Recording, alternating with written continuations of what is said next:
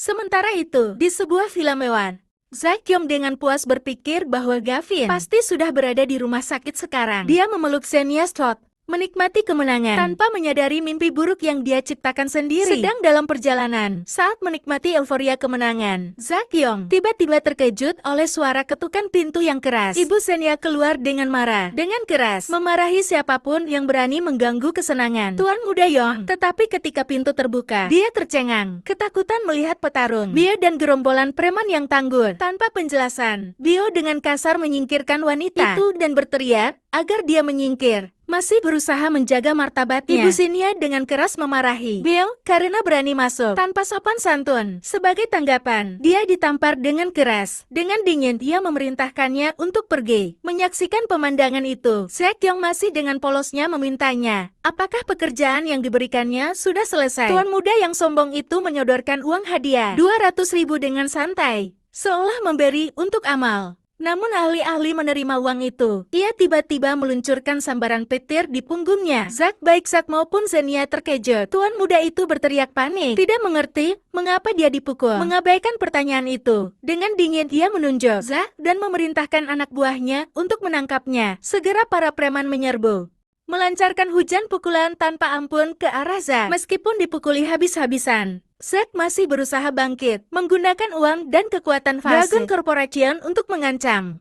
Mendengar itu, Biho mengisyaratkan anak buahnya untuk berhenti, menciptakan keheningan yang menegangkan. Mengira ancamannya berhasil, Zack berlutut di lantai dan mengejek Biho karena membuat kesalahan besar. Tetapi Biho hanya mengangkat kepalanya tinggi-tinggi dengan lantang mengumumkan perintah Bos Clark. Gantung dia dan pukul. Zack terdiam. Wajahnya berubah warna saat dia diangkat. Tergagap memaki Bill sebagai orang gila. Dijepit oleh dua preman. Dia dengan gila-gilaan menuntut identitas Bos Clark. Sama-samar menyadari bahwa itu adalah Gavin. Digantung terbalik di langit-langit. Zack dalam keputusasaan mengakui keterbatasan finansialnya yang menyedihkan. Ia berdiri dengan menyilangkan kedua tangan. Memerintahkan Zakyong yang tergantung terbalik untuk mentransfer 10 juta segera. Segera setelah itu, pemberitahuan transfer berhasil muncul di layar ponsel. Sementara itu, Yanil Parker bergegas memberitahu Gavin Clark tentang latihan lapangan besok. Tapi Gavin hanya menolak dengan acuh tak acuh. Namun Gavin segera mengubah sikapnya ketika mendengar Yanil mengatakan bahwa lokasinya berada di dekat kota baru di utara. Dia tersenyum dan memutuskan untuk berpartisipasi karena dia berencana untuk pergi mengintai. Tepat pada saat itu, telepon berdering. Di ujung lain, ia dengan hormat melaporkan bahwa Zakyong telah mentransfer 10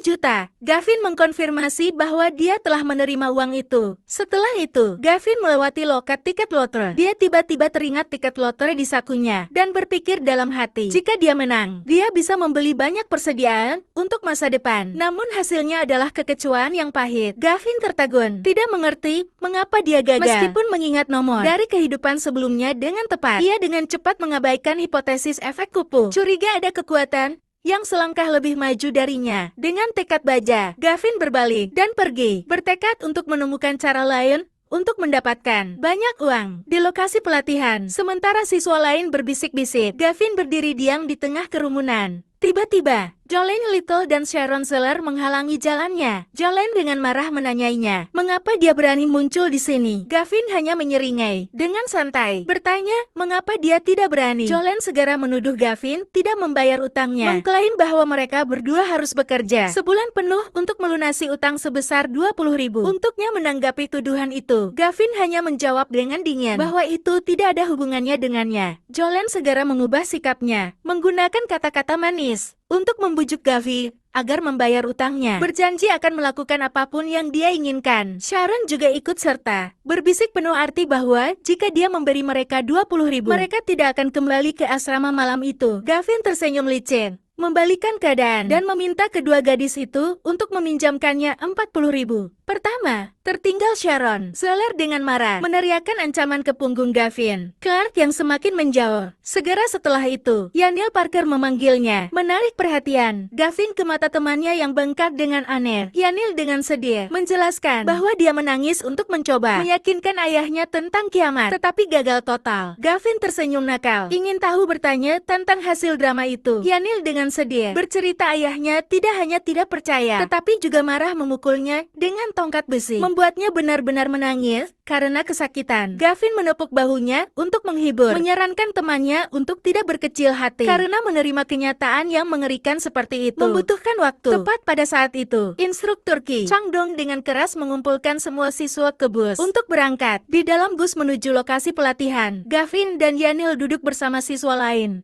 Yanil mulai mengeluh karena haus, tetapi Gavin hanya mengabaikan keluhan temannya. Tiba-tiba seorang siswi bernama Dapur dengan ragu-ragu Cui memberikan sebotol air untuk Gavin. Tanpa ragu, Gavin segera memberikan botol air itu kepada Yanil yang sangat haus. Dapur, Cui mengambil kesempatan itu untuk memulai percakapan dengan lembut, menghibur Gavin tentang perpisahannya dengan Zenia. Gavin dengan santai menjawab bahwa dia tidak sedih. Sebaliknya dia merasa beruntung karena telah melihat wajah asli wanita itu. Melihat ini, Cui menawarkan untuk meminjamkan uang tabungannya ke Gavin. Namun dengan sopan, ia menolak karena dia tahu latar belakang keluarga wanita itu tidak kaya. Yanil kemudian berbisik di telinganya, godaan Gavin tentang perasaan Cui yang jelas terlihat. Tetapi Gavin dengan kasar menyuruhnya diam. Tak lama kemudian, bus berhenti di depan sebuah gedung modern. Tujuan perjalanan itu, Guru Ki Chang-dong meminta siswa untuk turun dari bus secara berurutan untuk bersiap menerima posisi magang. Sambil menunggu, para siswa berbisik-bisik tentang 3 tingkatan magang di gedung itu, di mana lantai pertama adalah yang terburuk dan lantai ketiga adalah yang paling didambakan. Di tengah suasana tegang, Guru Ki Chang-dong mulai membacakan daftar penugasan, menyebutkan Sharon dan Jolene untuk posisi bergengsi di lantai 3. Sharon Seller dengan senang hati pamer pada Jolene Little bahwa berkat Hunter, mereka pasti akan naik ke lantai 3. Sementara itu, Cui berdiri diam dengan tatapan tegas, menangkap Sharon dan Jolene. Dengan senyum jahat, Sharon berdiskusi bahwa Cui dengan latar belakang pedesaan dan tanpa dukungan akan menjadi target yang sempurna untuk rencana mereka. Guru Ki Chang-dong melanjutkan daftar, menyebutkan siswa yang akan magang di lantai 2. Yanil Parker berteriak marah ketika menyadari nama kelompoknya bahkan tidak ada dalam daftar. Lantai 2 Guru Ki Chang-dong dengan dingin mengumumkan bahwa 3 orang yang tersisa Gavin, Yanil dan Cui akan magang di lantai 1. Cui menundukkan kepalanya dengan sedih, khawatir mereka tidak akan belajar apapun. Di posisi terendah, sekelompok siswa lain mulai mengejek, menertawakan fakta bahwa trio itu terjebak di lantai 1 dan sangat ingin tahu mengapa Yanil juga ada di sana. Gavin Clark melangkah maju dengan senyum menantang, menanyai Guru Ki Chang-dong tentang dasar dari keputusan yang tidak adil ini. Guru itu menjawab dengan angkuh bahwa ini adalah keputusan bersama sekolah dan perusahaan, meminta Gavin untuk tidak mengeluh. Gavin menyeringai mencibir, mengejek kata-kata tentang keadilan, dan menyebut guru itu bajingan pembohong. Terkejut dengan sikap kasar itu, Ki Chang-dong meraung, mengancam akan segera mengeluarkan Gavin dari sekolah. Dia mencoba membela diri, menunjuk dan mengatakan bahwa bahkan Tuan Muda Yanil ditempatkan di lantai 1 bersama orang miskin seperti Gavin jadi apa yang tak adil. Tidak tahan lagi, Yanil meledak, mengungkap wajah asli Ki Chang-dong dengan berteriak bahwa dia telah meminta suap dari ayahnya. Guru itu pucat tergagap, memanggil nama Yanil dalam amarah karena rahasianya terbongkar. Yanil dengan kemenangan mengangkat teleponnya, menyatakan bahwa dia memiliki rekaman sebagai bukti yang membuat Ki Chang-dong terdiam. Tepat pada saat itu, seorang siswa lain bernama Wangda melangkah maju, menyala dan mengkritik kelompok Gavin karena terlalu jauh. Wangda menunjuk langsung ke wajah mereka dengan keras, mengajari mereka tentang membuat penasihat sedih dan tidak menghormati guru. Sharon Seller segera ikut serta, membela guru dan memarahi kelompok Gavin sebagai orang yang tidak tahu berterima kasih, pemilih, dan tidak layak magang. Menanggapi kritik tersebut, Gavin Clark dengan dingin meminta Wanda untuk pergi. Wanda kesal, berpikir bahwa Gavin menjadi gila setelah dicampakkan oleh Zenia dan berani bersikap kasar padanya. Tanpa peringatan, Gavin menyerang dengan keras ke tengkuknya, membuat Wanda terkejut.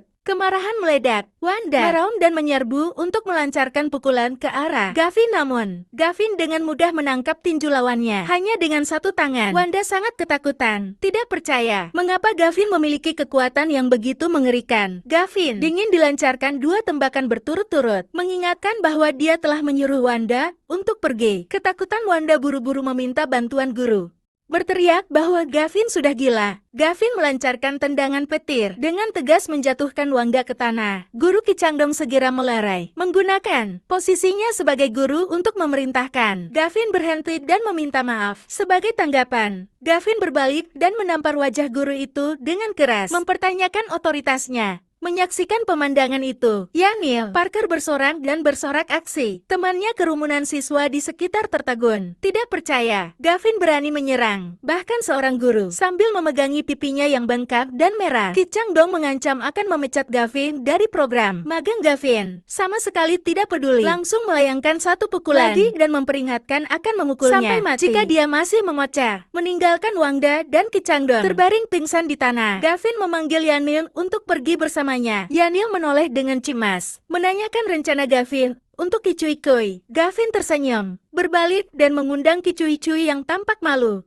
untuk ikut bersamanya. Sementara itu, Sharon Zeller dan Jolene Little mendekati Ki Changdong, berpura-pura menawarkan untuk menjaga Ki Cui Cui. Tetapi guru itu acuh dan menyatakan akan mencari kepala sekolah untuk mengeluarkan Gavin. Sharon dan Jolene mendekati Ki Cui Cui, menasihatinya untuk ikut bersama mereka dan memperingatkan bahwa bergaul dengan Gavin akan menghancurkan masa depannya. Berpamitan dengan Ki Cui Cui, Gavin berpesan padanya untuk meneleponnya jika terjadi sesuatu. Bersama Yanil, Gavin dengan percaya diri berkata sudah waktunya untuk menyelesaikan urusan penting. Tujuan mereka adalah taman logistik terbesar di provinsi itu. Tempat Yanil menjelaskan bahwa tempat itu menyimpan barang melimpah. Yanil bertanya apakah Gavin berniat mengincar persediaan di sana dan menerima jawaban afirmatif yang penuh percaya diri. Menanggapi kepanikan Yanil tentang bagaimana mereka bisa menyusup dan mencuri barang, Gavin hanya tersenyum misterius. Gavin dengan cepat menemukan pintu masuk potensial ketika dia melihat papan rekrutmen bersama antrian panjang wanita yang berbaris. Dia kemudian maju dan dengan sopan bertanya kepada para pria di meja rekrutmen, apakah mereka membutuhkan pekerja? Namun salah satu perekrut menolak. Bahan baku menyatakan bahwa mereka hanya merekrut wanita. Yanil bingung harus berbuat apa selanjutnya. Tetapi Gavin tetap tenang sambil berpikir.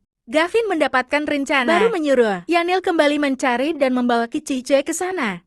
Sementara itu, di sebuah kantor yang sibuk, Ki Cui Cui telah memulai pekerjaan yang diperkenalkan oleh Jolene. Menerima panggilan mendesak dari seseorang bernama pemburu yang mendesak bahwa Tuan Jiang membutuhkan seseorang segera dan orang itu haruslah seorang perawan. Dengan tujuan yang jelas, Sharon memutuskan mereka akan pergi memastikan apakah Ki Cui Cui memenuhi syarat atau tidak. Keduanya mendekati meja kerja. Ki Cui Cui berpura-pura ramah menanyakan situasi pekerjaannya, sama sekali tidak curiga. Ki Cui Cui dengan senang hati berterima kasih kepada kedua teman sekelasnya karena telah membantunya mempelajari banyak hal baru. Sharon dan Jolene membalas dengan kata-kata baik yang palsu, sementara tatapan dan senyum mereka menunjukkan niat jelas jahat. Merangkul bahu Ki Cui Cui dengan akrab, Sharon menyelidik dengan pertanyaan langsung, apakah kamu pernah punya pacar? Dan menerima jawaban polos yang mereka harapkan. Jolene kecil dengan antusias menawarkan untuk memperkenalkan seorang pacar untuk Ki Cui Cui. Ki Cui Cui dengan sopan menolak, menegaskan hanya ingin fokus bekerja. Tapi Sharon Zeller menggunakan gambaran pacar kaya untuk meyakinkannya. Terlepas dari keraguan Ki Cui Cui, kedua teman palsu itu tetap memaksanya untuk memohon bahwa itu hanyalah pertemuan biasa. Ketiganya memasuki gedung perkantoran modern yang cerah.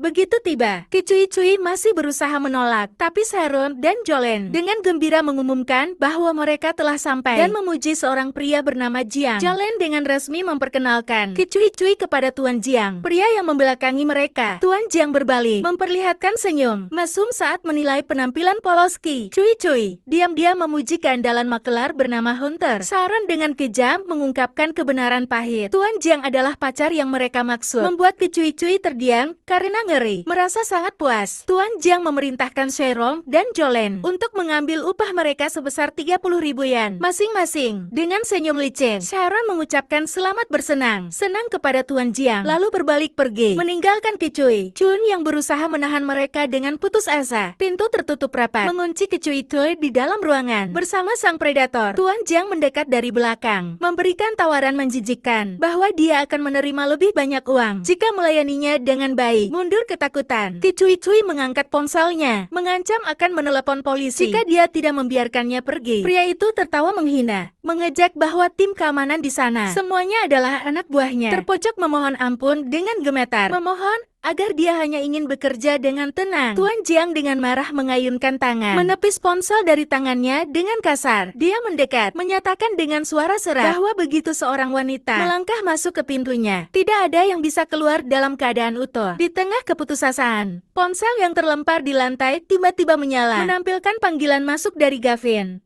Saat sedang berjalan bersama Yanil, ponsel Gavin tiba-tiba berdering. Dia terkejut melihat peneleponnya adalah Kicuikui. Dengan senang hati mengangkat telepon. Dia bertanya, apakah ada yang terjadi? Namun di ujung telepon sana, Jiang Baichuan telah menginjak ponsel itu hingga hancur, memutuskan semua komunikasi. Pria itu mendekat dengan senyum menjijikan, membujuk Kicuicui untuk menerima. Nasibnya putus asa. Kicuicui merayap tanaman di dekatnya, lebih memilih mati daripada menyerah. Panggilan yang tiba-tiba terputus membuat senyum di bibir Gavin menghilang, digantikan oleh firasat buruk. Menyadari Kicuicui dalam bahaya, dia segera berbalik dan berlari untuk menyelamatkan. Saat bergumul, Cui menggunakan seluruh kekuatannya untuk melemparkan pot tanaman ke arah Jiang Baichuan. Terkejut oleh serangan itu, pria itu memegangi kepalanya. Matanya memerah karena marah. Tanpa ragu dia mengayunkan tangan dan melayangkan tamparan keras yang membuat Kicuicui jatuh tersungkur.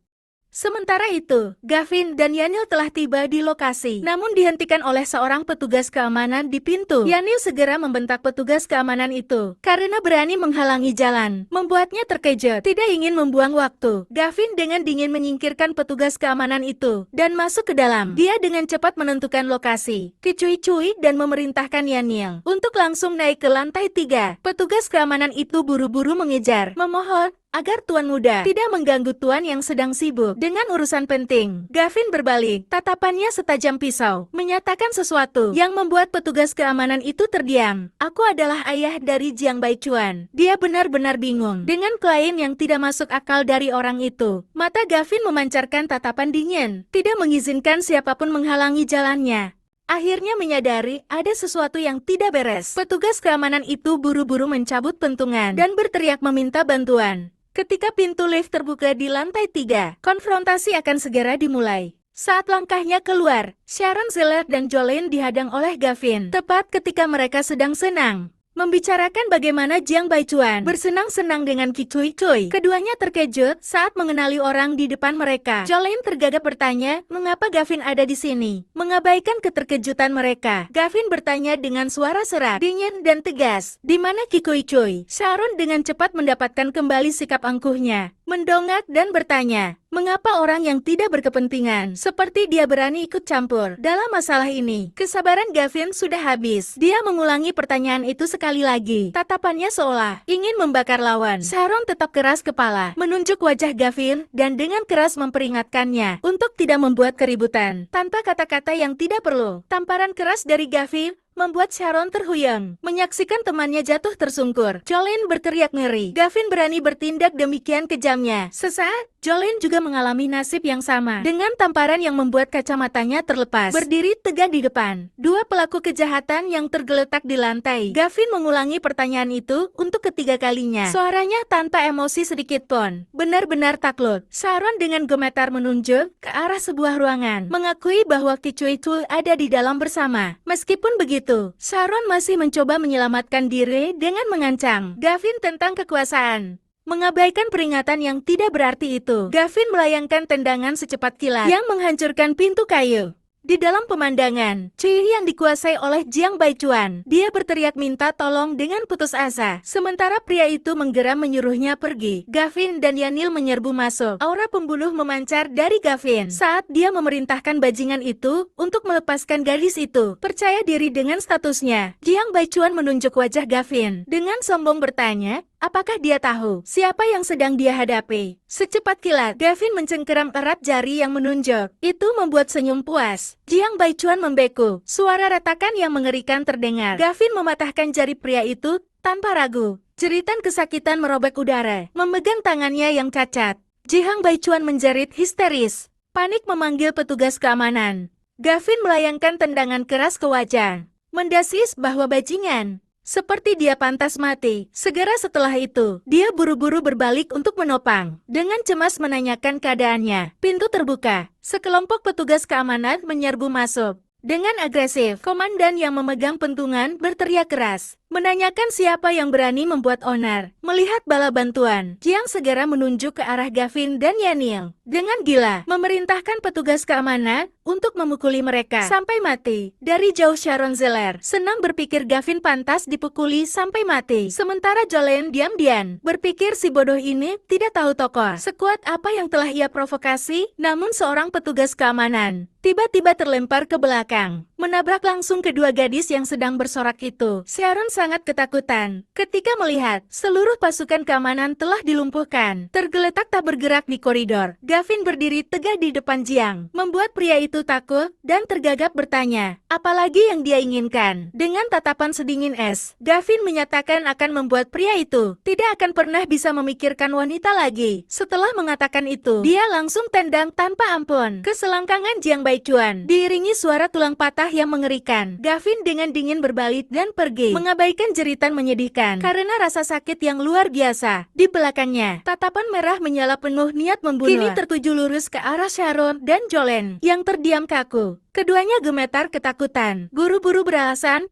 bahwa mereka adalah teman dan mengira dia tidak akan berani menyakiti wanita. Berharap diampuni, Gavin menjambak rambut Jolene, mendesis mempertanyakan status teman sekelas mereka setelah apa yang mereka lakukan pada Kicui Koi. Dia mengayunkan tangan, menampar keras wajah Sharon, memperingatkan bahwa jika mereka tidak memiliki nilai guna, dia sudah melumpuhkan sejak lama. Setelah mengatakan itu, mereka dan Kicui pergi, meninggalkan tiga pelaku kejahatan yang berlutut di lantai. Dalam rasa malu, Sharon buru-buru merangkak ke sisi Jiang Baichuan dengan panik bertanya dan menawarkan untuk segera memanggil polisi. Namun pria itu dengan marah menampar wajahnya, menolak ide untuk memanggil polisi, dan berteriak meminta dibawa ke rumah sakit. Dalam kemarahannya, Jiang Baichuan menelepon tempat bernama Ziwei Biotet, meminta mereka untuk membantunya melenyapkan seorang anak muda di jalan yang teduh. Kicui berjalan di samping Gavin dan Yanil. Ia mengucapkan terima kasih pada penyelamatnya. Gavin menepis ucapan terima kasih Kicui, mengatakan bahwa mereka adalah teman sekelas, dan menanyakan rencana masa depannya. Kicui dengan sedih bahwa karena dia kehilangan kesempatan magang, prospek pekerjaannya kini sangat suram. Melihat temannya putus asa, Gavin segera mengajukan tawaran tak terduga bahwa dia akan mencarikan pekerjaan untuknya. Wajah Kicui bersinar penuh harapan saat dia langsung setuju dengan gembira. Segera setelah itu, Gavin membawa keduanya ke meja rekrutmen, luar ruangan di sebuah taman logistik. Kicui terkejut bertanya, apakah Gavin benar-benar ingin dia bekerja di sana? Dan dia memastikannya dengan tegas, dan ia ragu-ragu menunjukkan bahwa posisi yang ditawarkan adalah, padahal jurusan kuliahnya adalah keuangan. Gavin tersenyum menyemangati,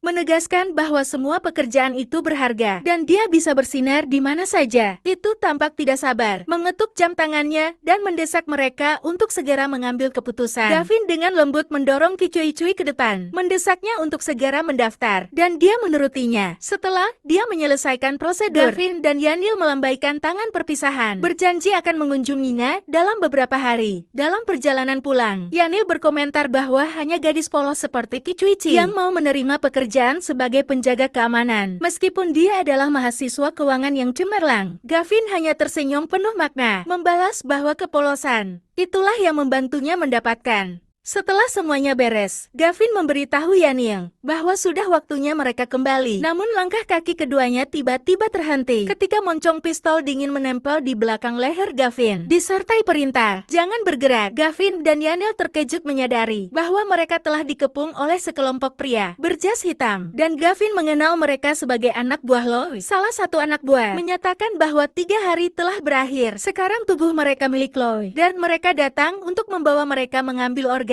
Yanil berbisik ketakutan, tidak mengerti mengapa Gavin menyerah, padahal dia sepenuhnya mampu mengalahkan keempat orang. Ini berbeda dengan kekhawatiran temannya. Gavin menyeringai, dengan tenang berkata, karena drama yang sesungguhnya masih ada. Mobil berhenti di depan sebuah bangunan terpencil, dan sebuah suara memerintahkan semua orang untuk turun. Yanil Parker terkejut, menyadari bahwa mereka telah dibawa ke pabrik terbengkalai di pinggiran kota. Seorang penjaga keamanan berambut abu-abu mengarahkan pistol ke Gavin. Clark dengan angkuh memerintahkannya untuk berjalan. Mata Gavin memancarkan kilatan, menandakan tindakan yang akan segera terjadi. Secepat kilat, dia berbalik dan melucuti senjata penjaga keamanan itu, membuatnya terkejut. Suara tembakan terdengar. Peluru menembus tepat di tengah dahi penjaga keamanan itu. Gavin berdiri dingin di atas mayat musuhnya. Moncong pistolnya masih berasap. 3 penjaga keamanan lainnya segera muncul, mengarahkan senjata dan menggeram bahwa dia sedang mencari mati. Tanpa ragu sedikit pun, Gavin melepaskan tembakan beruntun, menjatuhkan ketiga orang itu. Dalam sekejap mata, menyaksikan pemandangan itu, Yanil berseru kaget, tidak percaya pada keterampilan menembak temannya yang selalu tepat sasaran. Gavin dengan tenang melemparkan pistol ke Yanil, memberi isyarat padanya untuk ikut bertarung. Dia mengenang kehidupan sebelumnya, ketika tanpa kemampuan super, dia hanya bisa berlatih dengan gila-gilaan untuk menjadi penembak jitu demi meningkatkan peluangnya untuk bertahan hidup. Yanil dengan canggung memegang pistol itu, mengakui bahwa dia tidak tahu cara menggunakannya. Gavin kemudian bertanya, apakah dia sering bermain game menembak? Dan Yanil dengan percaya diri menegaskan bahwa dia adalah seorang ahli. Mendengar itu, Gavin tersenyum dan menyuruhnya menganggap ini sebagai permainan nyata. Keduanya melangkah lebih jauh, menemukan sebuah truk kontainer diparkir di halaman belakang pabrik. Yanil terperangah saat mengenali logo di truk itu, milik Siwei Biotech, salah satu dari 3 perusahaan bioteknologi terkemuka di dunia. Gavin menjelaskan bahwa di kehidupan sebelumnya, Siwei Biotech dipuji sebagai penyelamat. Tapi kini, dia tahu bahwa wajah asli mereka tidak sesederhana itu. Tiba-tiba, 2 penjaga berseragam kamuflase muncul dari sebuah pintu, berteriak keras menanyakan, siapa yang ada di sana? 2 suara tembakan peredam terdengar. Gavin dan Yanil menembak serampak, menjatuhkan kedua penjaga. Gavin mendekat, mengambil kartu identitas karyawan dari salah satu penjaga, dan memastikan bahwa mereka pasti orang dari Siwei Biotech. Seorang wanita dari Siwei Biotech menyatakan kepuasannya pada Lo, memuji barang segar yang dia sediakan. Lo tersenyum membalas, menganggap kerjasama ini sebagai suatu kehormatan, dan berjanji akan segera mengirimkan 2 barang hidup lagi untuk melengkapi set 6 orang. Tiba-tiba, mata Lo tertuju pada 2 remaja yang mendekat, 2 target yang dia kirim untuk ditangkap. Dengan ekspresi puas, Lo memperkenalkan pada Pai bahwa inilah 2 barang terakhir, masih hidup, sehat dan penuh energi. Pai mengerutkan kening, menyadari keanehan ketika melihat keduanya dipersenjatai dan mempertanyakan Lo. Wajah Lo menegang karena terkejut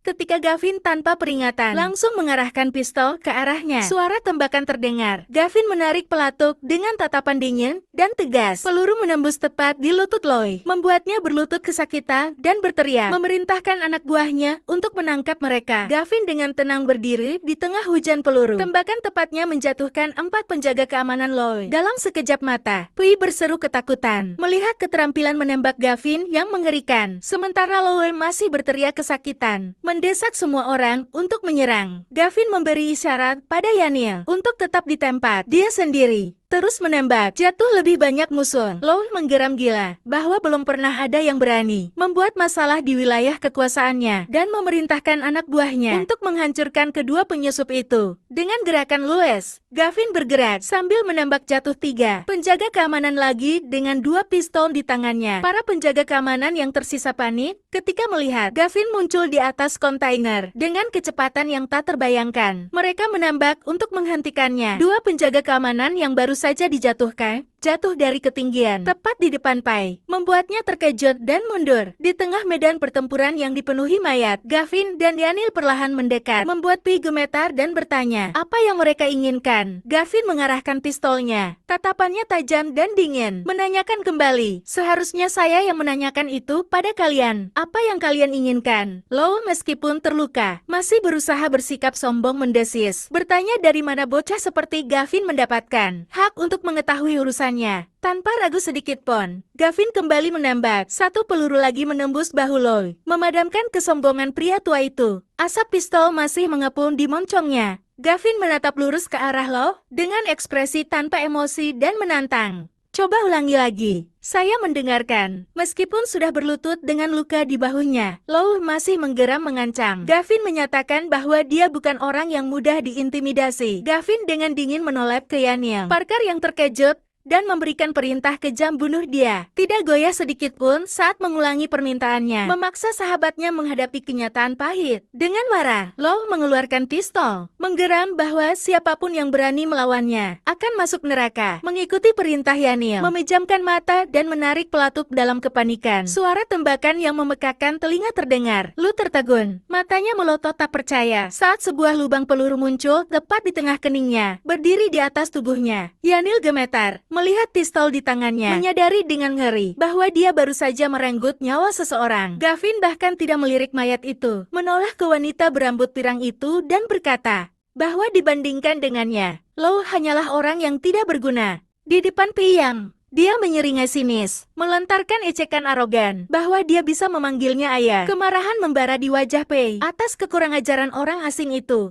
Namun suara Dor yang keras memadamkan amarahnya, digantikan oleh rasa sakit saat sebutir peluru menembus kakinya. Sambil memegangi lukanya, Pei berusaha menggunakan nama seorang direktur di DCOA Biotech untuk mengancam Gavin. Balasan atas peringatannya adalah tembakan lain. Peluru menembus kaki yang satunya. Gavin menatap wanita yang menggeliat di tanah, menegaskan bahwa dia tidak tertarik dengan ancaman yang tidak berarti. Benar-benar hancur. Pei buru-buru memohon belas kasihan dan mengungkapkan segalanya. Law telah masuk organ manusia hidup ke DCOA Biotech untuk eksperimen. Gavin memasang wajah serius, menanyakan jenis eksperimen yang sedang mereka lakukan. Pi itu gelagapan, menjelaskan bahwa itu adalah penelitian tentang evolusi manusia dan senjata biologis. Berjanji akan memimpin jalan jika nyawanya diampuni. Ingatan tentang belalang sembah dewa perang di kehidupan sebelumnya tiba-tiba muncul. Gavin dengan pahit menyadari bahwa DCOA Biotech telah memulai eksperimen tidak manusiawi. Sejak lama Pi terdiam, tidak percaya bagaimana dia bisa tahu tentang proyek rahasia mereka. Pada saat yang sama, Yanil berteriak ngeri saat membuka sebuah kotak di dekatnya, menemukan isinya penuh organ manusia, terluka dan putus asa. Pi mencoba membujuk Gavin dengan janji kekuasaan dan kekayaan jika dia bergabung dengan DCOA Biotech. Namun balasan atas tawarannya hanyalah moncong pistol yang dingin dan jawaban tegas. Gavin tidak tertarik menghadapi kematian Pai. Panik memohon, menegaskan bahwa dia masih memiliki nilai guna. Gavin menyeringai sinis, bertanya dengan rasa ingin tahu seberapa berguna dia. Dengan moncong pistol di mulutnya, Pei gemetar mengajukan tawaran terakhirnya, membual tentang keahliannya. Matanya membelalak ngeri, menyadari kekejaman yang tak tergoyahkan. Dalam tatapan Gavin, sebuah tembakan terdengar. Gavin tanpa ragu mengakhiri hidup Pai. Dia dengan dingin menatap mayat itu, melontarkan ejekan bahwa dia bahkan tidak bisa menahan satu peluru pun. Setelah menggeledah, Gavin menemukan apa yang dia butuhkan, kartu akses VIP untuk menyusup ke markas besar DCOA Biotech. 3 hari kemudian, di sebuah kantor mewah, Jiang Bichuan menggeram di telepon saat mendengar ada yang berani membuat masalah di DCOA Biotech. Dia dengan marah mempertanyakan mengapa dia, seorang investor, disembunyikan informasi penting seperti itu. Tepat pada saat itu, seorang pria berotot dengan rambut keriting masuk, mengumumkan kedatangannya. Dengan senyum licin, Jiang Bichuan memerintahkan pendatang baru itu, Hunter, untuk membereskan si berandal Gavin. Hunter menjawab dengan percaya diri, mengungkapkan bahwa dia sudah memiliki dendam terhadap Gavin dan akan segera bertindak. Villa Gavin, sebuah benteng yang diperkuat lebih kokoh dari tanah, hampir selesai. Direktur Zhao melaporkan kepada Gavin bahwa renovasi interior akan selesai dalam waktu seminggu. Saat mereka berbicara, seorang wanita memperkenalkan diri sebagai Biblio dari komite warga yang ramah, datang menyapa tetangga baru itu. Dia dengan antusias mengundang Gavin untuk bergabung dengan grup obrolan lingkungan agar mudah berkomunikasi. Setelah Gavin setuju, Bibiliu segera meminta kardus-kardus sisa renovasi. Gavin tersenyum sopan, membenarkan bahwa dia tidak membutuhkannya, tapi dengan cerdik menolak tawaran untuk masuk ke rumahnya. Bibiliu tetap bersikeras meminta kardus-kardus itu, mengatakan dia akan mengambil troli. Meskipun Gavin berusaha menjelaskan bahwa konstruksi sedang sangat mendesak, dia dengan marah memarahi Gavin pelit, lalu mencoba menerobos masuk, memaksa dia, dan menawarkan akan membawakan kardus-kardus itu kepadanya. Seminggu kemudian, Bibiliu menepis tawaran itu, berteriak bahwa dia ingin mengambilnya segera, karena takut orang lain akan menjualnya. Kehilangan kesabaran, Gavin menggeram dengan tatapan tajam, memerintahkannya untuk pergi. Terkejut oleh sikap Gavin, Bibiliu menunjuk wajahnya, dan dengan keras mempertanyakan mengapa dia berani memarahinya. Gavin dengan dingin memperingatkan untuk terakhir kalinya, mengancam tidak akan segan-segan jika dia tidak mau pergi. sambil pergi dengan kesal. Bibi Liu menoleh ke belakang dan melontarkan ancaman, memarahi Gavin sebagai orang yang tidak sopan dan akan membayar harganya nanti. Adegan beralih ke sebuah ruangan mewah. Zack Yong meletakkan koper berisi 50 juta di atas meja dan memberikannya kepada seorang pria bermata satu bernama Naga Bermata Satu. Naga Bermata Satu dengan hormat menolak, mengatakan bahwa melayani Tuan Muda Yong adalah tugas karyawan grup Fast Dragon. Dengan ekspresi jahat, memerintahkan mereka untuk membuat Gavin menghilang dari dunia ini dengan bersih tanpa meninggalkan jejak. Naga Bermata Satu menyeringai, percaya diri, menyebut dirinya pembunuh profesional dan menjamin akan bertindak malam itu juga agar Gavin menguap seolah tidak pernah ada.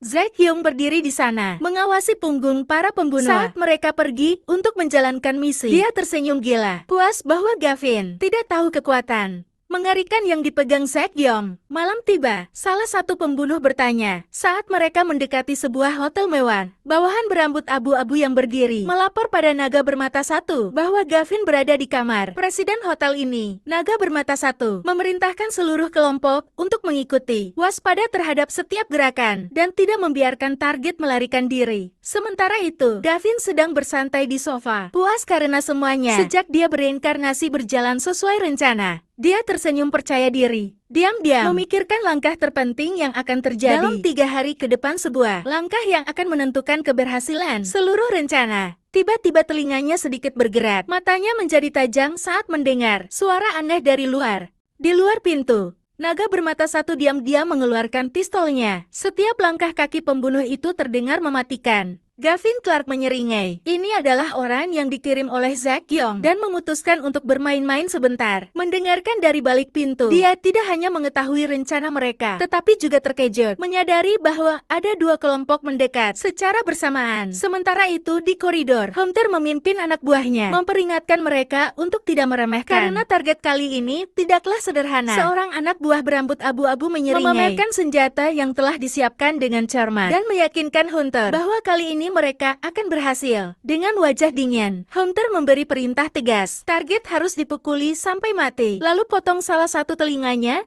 dan kirimkan kepada Tuan. Di dalam kamar, Gavin tersenyum licin, lalu menekan saklar, dan seluruh ruangan segera tenggelam dalam kegelapan pekat. Kelompok melihat lampu tiba-tiba padam dan mengira target sudah tertidur lelap, lalu bersiap mendobrak pintu. Pada saat yang sama, Hunter juga meraung, memerintahkan anak buahnya dari arah lain untuk menyerang secara bersamaan. 2 kelompok pembunuh dari 2 arah berbeda menyerbu masuk ke dalam ruangan yang gelap gulita, sama sekali tidak menyadari keberadaan satu sama lain. Dragon tiba-tiba mengangkat tangan, memberi aba-aba untuk berhenti. Dia merasakan ada seseorang di depan. Dalam kegelapan, dia mengarahkan pistol ke arah bayangan Hunter dan memberi perintah salah, mengira itu adalah siswa yang sedang dia buru. Di sisi berlawanan, Hunter juga melakukan kesalahan serupa. Dia menantang balik orang yang dia kira adalah targetnya. Marah karena sikap arogan lawannya, Naga Bermata Satu menggeram, sama sekali tidak tahu dia sedang berbicara dengan bos lain. Hunter juga mengamuk dan berteriak, mengira orang itu salah memegang naskah karena berani mengatakan hal seperti itu kepadanya. Dragon kehilangan kesabaran, menyatakan orang yang bicara besar di depannya hari ini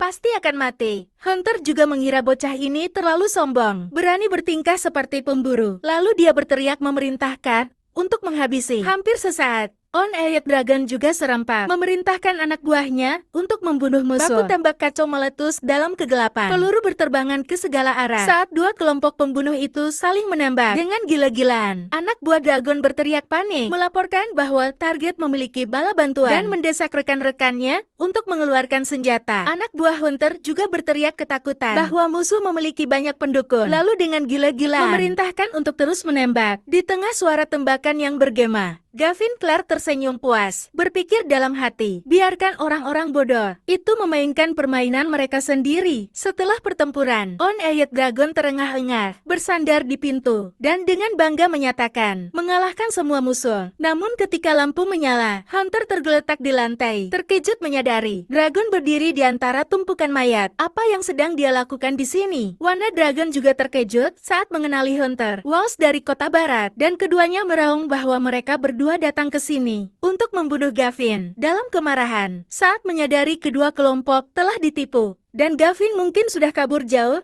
sejak lama. 3 hari kemudian, Yanil Parker bergegas menemui Gavin dan memberinya sesuatu. Dia dengan marah melaporkan bahwa Gavin dikeluarkan dari sekolah oleh guru pembimbing. Kit Changdong menggunakan koneksinya, tetapi Gavin hanya dengan santai menjawab bahwa ijazah tidak ada artinya ketika kiamat akan datang. Yanil masih marah, mengatakan bahwa dia tidak tahan dengan ekspresi puas Kit Changdong saat dia membual di grup obrolan kelas. Gavin menyeringai licin.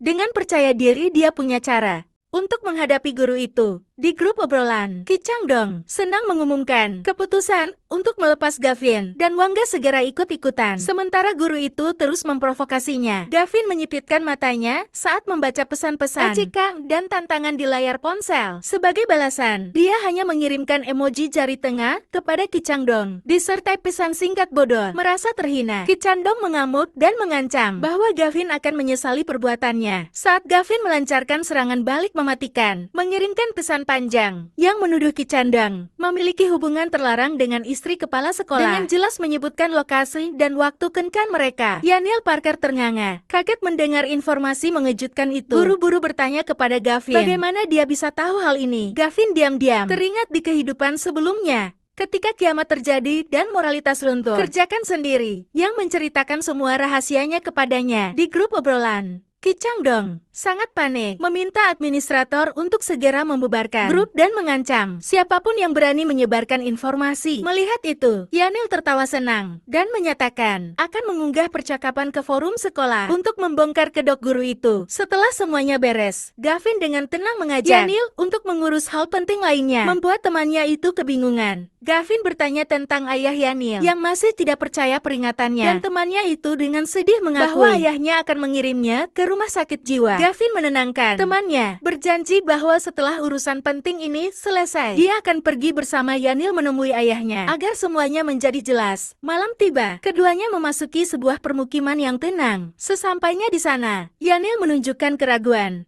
bertanya-tanya hal penting. Apa yang bisa terjadi di tempat seperti perkampungan kota ini? Temannya itu mengamati rumah di depannya, bahwa rumah itu sama sekali tidak terlihat seperti milik keluarga kaya. Sementara itu, di dalam rumah, sebuah tangan mencengkeram botol. Kesal karena anggur sudah habis lagi. Pemandangan yang menyedihkan terlihat dengan seorang pria berotot yang mabuk bernama Feng Kuei dan seorang yang meringkuk di dalam kandang besi. Feng Kuei melemparkan tatapan penuh kebencian ke arah kandang. Terlepas dari keadaannya, orang yang terkunci itu tetap mendongak, menatapnya dengan mata penuh kebencian, tanpa rasa takut sedikit pun. Marah karena tantangan itu, Feng Kuei melemparkan botol dengan keras ke jeruji besi. Merong mengancam akan mencungkil mata orang itu. Dia melontarkan kata-kata makian, memaki orang yang terkunci itu sebagai beban, dan mengeluh tentang sedikitnya mahar yang sudah habis. Lalu menyatakan akan menjual rumah itu. Dengan senyum jahat, dia menambahkan bahwa sebelum menjual rumah, dia akan menjual orang itu terlebih dahulu untuk mendapatkan uang. Membeli beberapa gelas anggur. Dia dengan brutal menyeret orang itu keluar dari kandang dengan menjambak rambutnya. Feng Kuei mengaku telah memukuli ibu korban sampai mati dan mengancam bahwa jika berani melawan, orang itu akan mengalami nasib yang sama. Dalam keputusasaan dan kemarahan, orang yang ditahan itu menggigit tangan pria itu dengan kuat. Marah besar, Feng Kuei mengangkat tangannya, berniat mengakhiri hidup orang itu agar mereka bisa bersatu kembali dengan ibunya. Suara gedebung bergema. Pintu utama tiba-tiba terbang masuk, menghantam langsung wajah Feng Kuei. Gavin dan Yanil berdiri tegak di ambang pintu. Tatapan mereka sedingin es. Terkejut oleh serangan mendadak, Feng Kuei tertegun bertanya, siapa dua orang asing itu? Sementara Gavin membalas dengan pertanyaan penuh makna. Menurutmu ingatan? Gavin kembali menampilkan sosok Feng Kuei, seorang preman bejat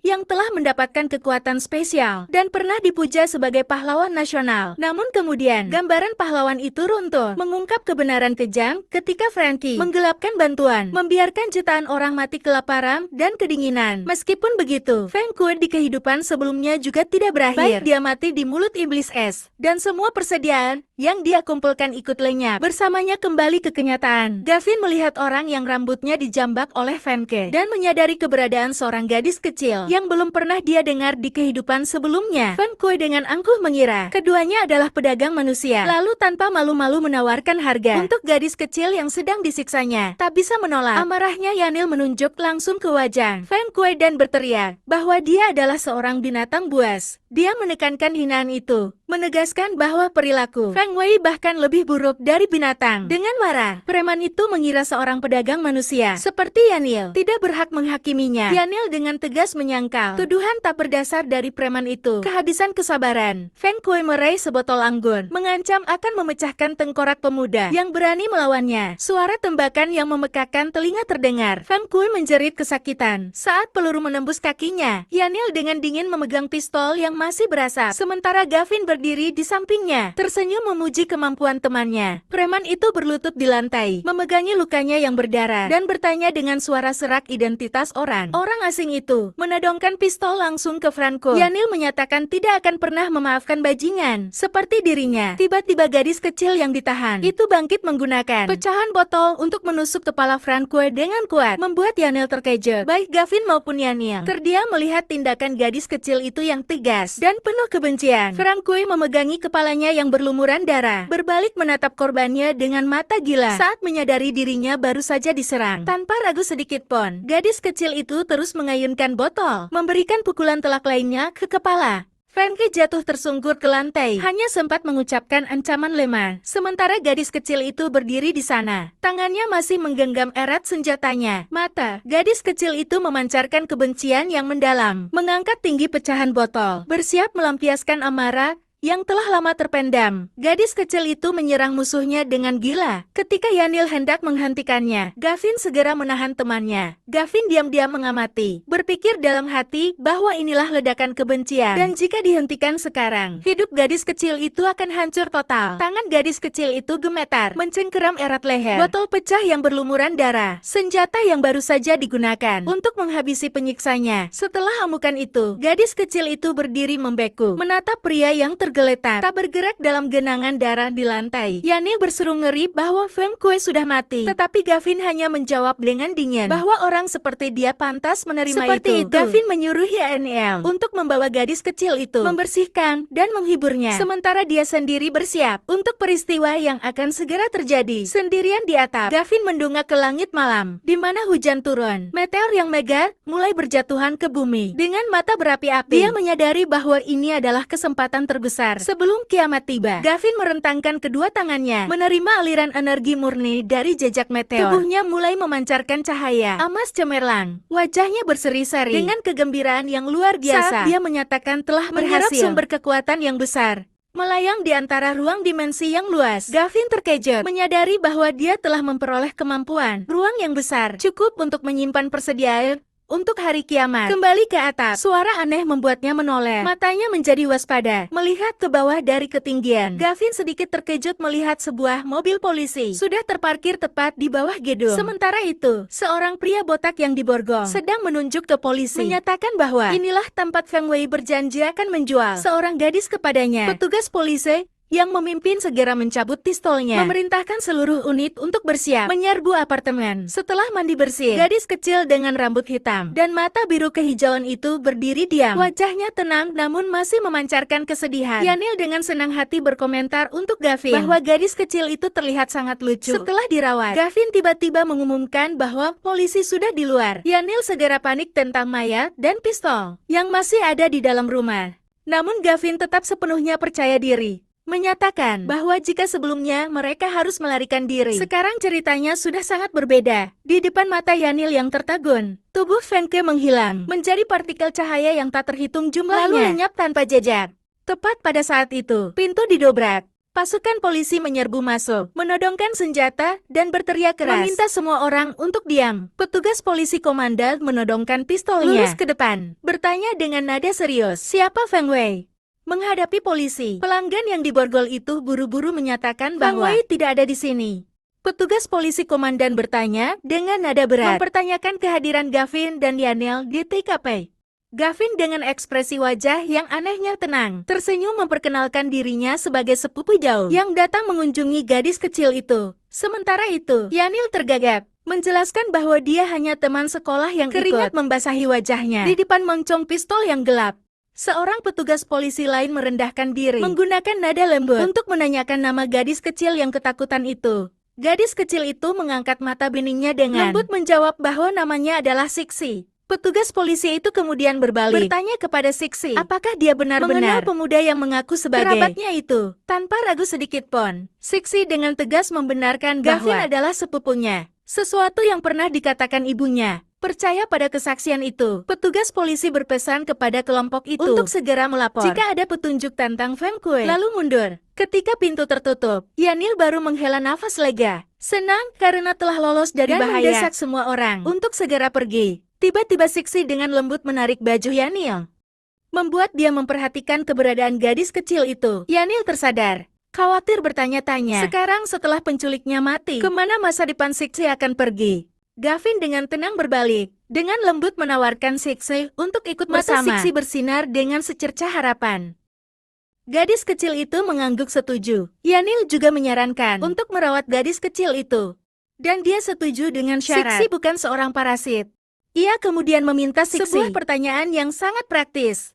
Apakah gadis kecil itu tahu cara memasak mie instan? Wajah Sixi langsung berseri-seri. Gadis kecil itu berseru senang bahwa dia tahu caranya. Puas dengan jawaban itu, Gavin tersenyum, memutuskan bahwa mereka bertiga akan pergi bersama di bawah lampu jalan kota di malam hari. Gavin menyatakan dirinya lapar dan ingin makan hotpot. Sekalian bertanya, apakah Sixi bisa makan pedas? 3 hari sebelum kiamat es, di sebuah villa mewah, Yanil masih tidak bisa menyembunyikan ketakutannya saat berjalan di samping Gavin. Gavin menenangkan Yanil bahwa tidak ada yang perlu ditakutkan, menegaskan bahwa mereka harus meyakinkan ayahnya. Pokoknya, karena kiamat akan datang dalam 3 hari lagi. Duduk di sofa, ayah Yanil dengan kesal memarahi anak itu agar tidak berbicara omong kosong lagi dan mengusir mereka berdua keluar. Yanil dengan panik mencoba meyakinkan ayahnya, membenarkan semua yang dikatakan, bahwa banjir es besar akan segera tiba dan akan terlambat jika tidak bertindak. Namun dia tetap tidak percaya, dan dengan marah mengusir mereka berdua, tidak ingin diganggu. Saat sedang menikmati teh, tiba-tiba Gavin mengulurkan tangannya, dan aliran energi biru menyelimuti cangkir teh di atas meja. Ayah Yanil menatap ke piring yang kosong, bertanya-tanya kemana cangkir tehnya menghilang. Gavin tersenyum, menjelaskan bahwa dialah yang mengambilnya. Dan inilah kekuatan super yang dia sebutkan. Masih skeptis, ayah Yanil menepisnya, menganggap itu hanya trik sulap murahan yang tidak bisa menipunya. Sebentar saja, aliran energi serupa menyelimuti seluruh tubuh pria itu. Ia terkejut dan jatuh saat sofa tiba-tiba menghilang tepat di bawahnya. Gavin melipat tangan dan bertanya dengan santai, apakah sekarang Tuan Parker sudah percaya padanya? Panjing Ri dengan marah bangkit berdiri, bersikeras bahwa dia tidak akan pernah percaya pada tipuan ini. Tanpa sepatah kata pun, Gavin mengangkat tangannya lagi, dan energi spesial kembali mengalir keluar. Seluruh tubuh Pancing Ray terlempar ke depan, jatuh telentang di lantai. Masih belum menyerah, dia menantang bahwa jika Gavin bisa membuat semua yang ada di ruangan ini menghilang, ia akan percaya. Tepat setelah tantangan itu, seluruh ruang tamu bawah itu tiba-tiba menjadi kosong. Secara aneh, Pancing Ray terdiam tergagap, tidak percaya pada matanya bahwa semuanya benar-benar menghilang. Sementara Gavin dengan percaya diri bertanya lagi, apakah dia sudah percaya? Dalam keterkejutannya, Pancing Ray tiba-tiba mengayunkan tangan dan menampar keras wajah putranya. Yanil memegangi pipinya, kesakitan dan bingung bertanya, mengapa ayahnya memukulnya. Pancing Ray gemetar, meyakinkan dirinya bahwa ini bukan mimpi. Dan akhirnya, dia benar-benar percaya. Hitungan mundur dimulai. Hanya 2 hari lagi sampai kiamat. Segera setelah itu, sebuah notifikasi muncul di layar ponsel, mengonfirmasi bahwa sejumlah besar 70 miliar telah ditransfer ke rekening Yanil. Parker bersorak gembira. Katakan Gavin Clark bahwa ayahnya telah mentransfer lebih dari 70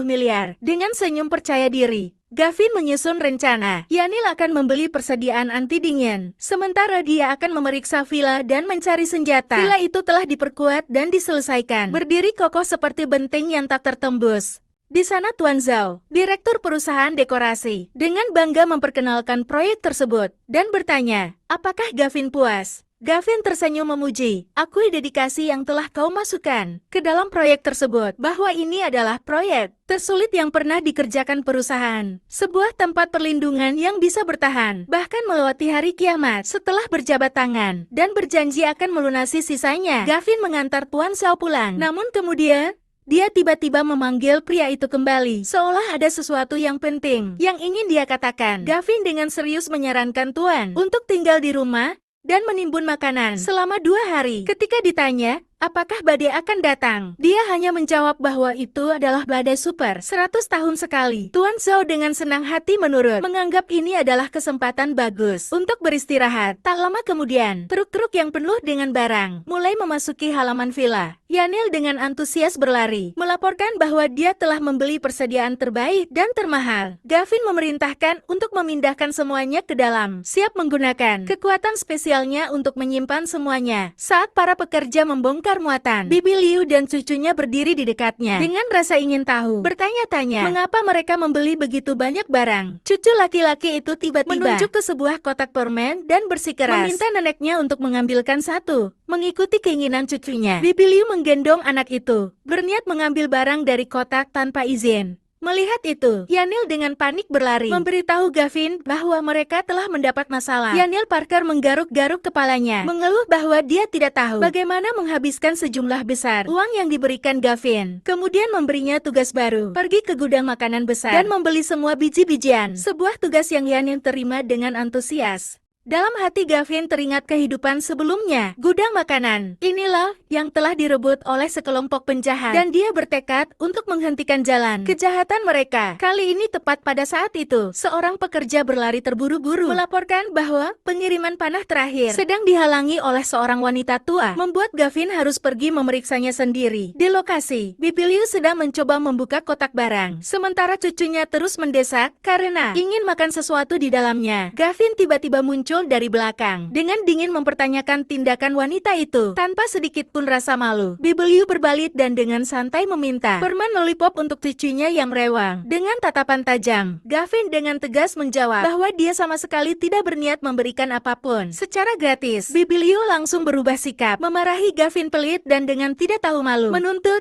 agar dia meninggalkan semua barang untuknya. Muak dengan ketidakmasuk akalan itu, Gavin langsung menunjuk dan memerintahkan tetangga yang merepotkan segera pergi. Bibi Liu marah, mengaku sebagai wakil ketua RT, dan dengan keras menuduh Gavin merusak kerukunan tetangga. Memanfaatkan saat kedua orang dewasa berdebat, cucu laki-laki itu dengan cepat memanjat kotak barang dan bersorak gembira saat mendapatkan permen lollipop. Kemarahan Gavin meledak saat melihat pemandangan itu. Dia berteriak meminta Bibi Liu untuk segera menurunkan cucunya dari propertinya. Anak itu tidak hanya tidak takut, tetapi juga menjulurkan lidah mengejek, menyebut Gavin orang jahat, dan mengancam akan menghancurkannya. Kehilangan kesabaran, Gavin membentak anak nakal itu untuk turun, membuat Bibi Liu terkejut. Namun dia tetap membela cucunya secara membabi buta, melambaikan tangan dan berteriak menyuruh Gavin menjauh. Tepat di tengah kekacauan itu, anak itu kehilangan keseimbangan dan jatuh, terlentang dari tumpukan kotak barang.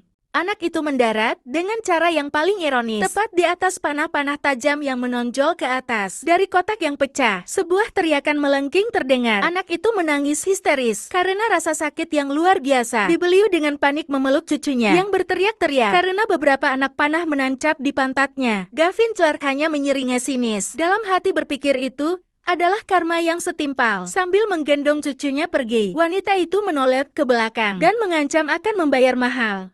Dari balkon, Xenia, Scott, dan seorang teman menyaksikan semuanya. Xenia penasaran mengapa Gavin membeli begitu banyak barang.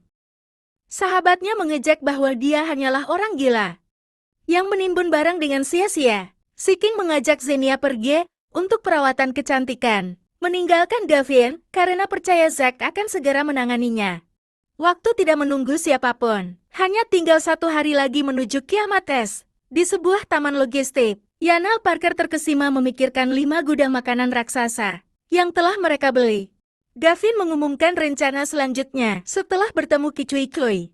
Mereka akan pergi mengumpulkan biji-bijian. Segera setelah itu, Kicui-Cui menyambut dengan gembira saat melihat Gavin, menanyakan pekerjaannya, lalu melaporkan bahwa dia telah dipromosikan menjadi pengawas gudang, dan dengan tidak sabar bertanya, kapan dia bisa berhenti bekerja. Gavin mengizinkannya libur besok, membuat Kicui-Cui sangat senang dan berniat mengajukan surat pengunduran diri segera. Tapi dia menghentikannya, mengatakan bahwa dia membutuhkan bantuannya untuk satu hal terakhir, dan Kicui-Cui langsung setuju. Gavin dengan serius memintanya untuk mengambilkan kunci gudang, karena dia akan pergi ke sana malam ini. Kicui-Cui tertegun, tidak mengerti mengapa dia ingin pergi ke gudang di tengah malam. Dia hanya menjawab bahwa dia akan menjelaskan nanti dan menyuruhnya menunggunya di gudang. Dengan tatapan tegas, Gavin menekankan bahwa dia harus menunggunya dan sama sekali tak bisa memberitahu siapapun. Kicui-cui mulai berspekulasi tentang niat Gavin. Sementara Rakran yang penuh dengan persediaan makanan sudah siap menunggu Gavin. Meminta Liang untuk pergi agar bisa mengambil alih, dan manajer gudang itu dengan patuh menyerahkan kunci. Begitu manajer itu menghilang dari pandangan, Yanil Parker dengan antusias mendesak Gavin untuk memulai rencana instan. Gavin melepaskan kekuatan spesialnya. Aliran energi biru menyelimutinya saat dia memerintahkan untuk mengumpulkan.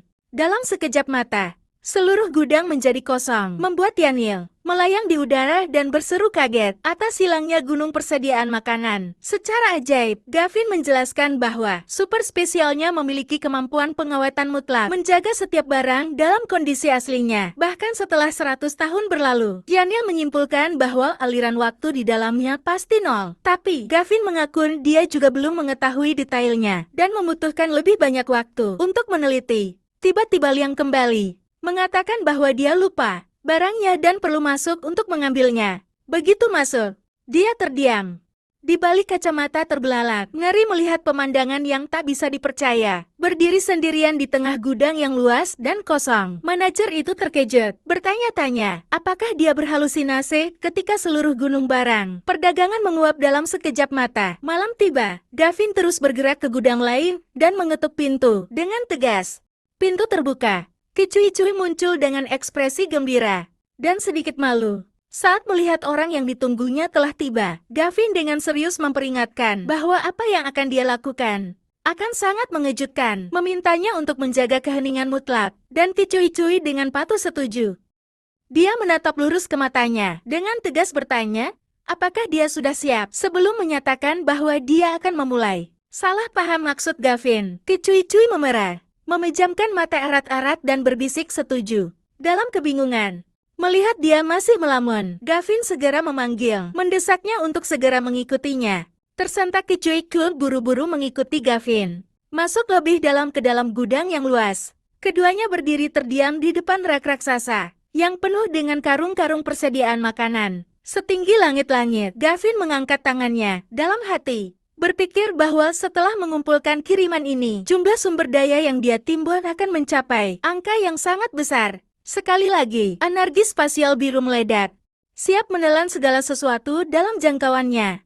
Seorang wanita menyaksikan pemandangan luar biasa itu, bertanya-tanya dengan kaget apa yang sedang terjadi. Dia berbalik untuk menanyai Gavin. Curiga bahwa dialah yang membuat semua barang dagangan menghilang. Gavin hanya dengan tenang menjawab bahwa dia akan menjelaskan nanti, lalu mendesak keduanya untuk pergi ke gudang lain. Mereka mendekati pintu ruang pengawasan keamanan. Di dalam wanita itu dengan bingung bertanya, mengapa mereka masuk ke sini ketika ada serangkaian layar pengawasan di sekeliling. Gavin tak ada sahutan, hanya mengangkat tangan, melepaskan energi, memerintahkan untuk menonaktifkan semua kamera.